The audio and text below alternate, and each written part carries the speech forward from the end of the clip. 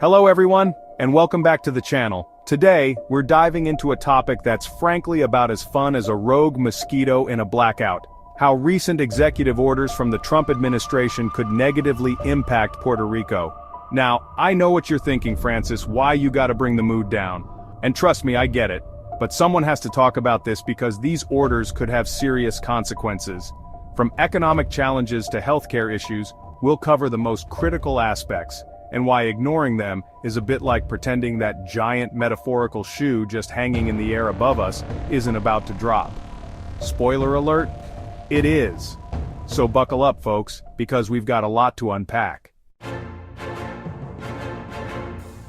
Alright, let's talk about the economy, shall we? Because if Puerto Rico were a ship, these executive orders would be the equivalent of punching a few extra holes below the waterline. We're talking about potential cuts to federal aid that Puerto Rico desperately needs to recover from, well, the whole being utterly devastated by multiple hurricanes thing.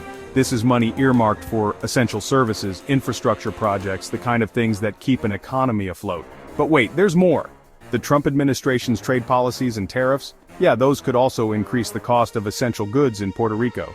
So, you've got less money coming in and more money going out. It's like trying to dig your way out of a hole with a spoon, while someone keeps chucking rocks at your head.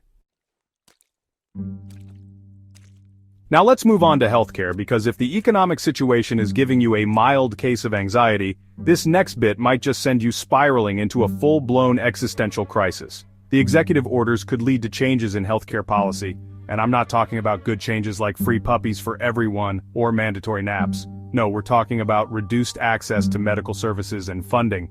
That's right, folks. At a time when Puerto Rico's healthcare system is still reeling from previous disasters and chronic underfunding, these orders could deliver a knockout blow. This means people might not get the care they need when they need it. And let's be clear, this isn't just about numbers on a spreadsheet. This is about real people's lives. Remember that metaphorical shoe I mentioned earlier? Well, in this case, it's a giant iron-toed boot aimed squarely at the most vulnerable.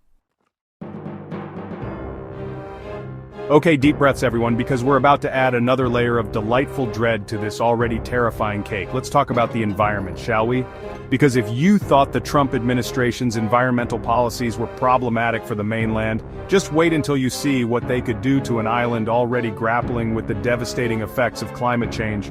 We're talking about potentially undermining environmental protections, rolling back regulations, and basically giving a big old thumbs up to industries that prioritize profit over the planet. This means an increased risk of damage from hurricanes, rising sea levels, and other natural disasters. And let's be honest, Puerto Rico is basically the poster child for places that really don't need any more environmental disasters. These are just a few of the ways recent executive orders could negatively affect Puerto Rico. It's a complex issue, but one thing is clear.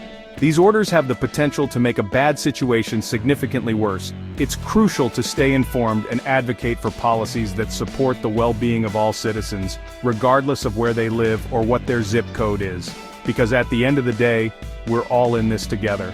Thanks for watching, and don't forget to like and subscribe for more updates.